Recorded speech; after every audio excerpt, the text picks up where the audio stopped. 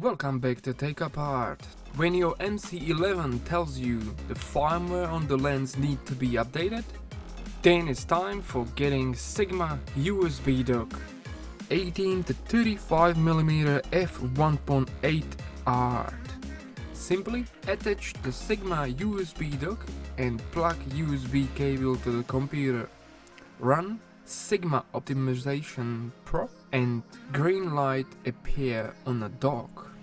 Program will detect lens automatically. It shows you even picture of the lens and current firmware version. If new version available, it automatically asks you for update.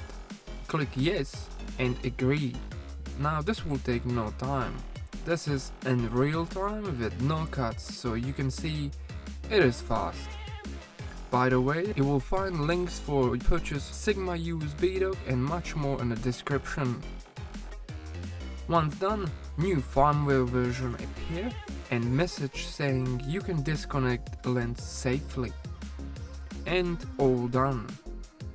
Now, with the fresh firmware, you could experience better focusing, support of more camera bodies and adapters. Thanks for watching and let me know what improvements you experiencing.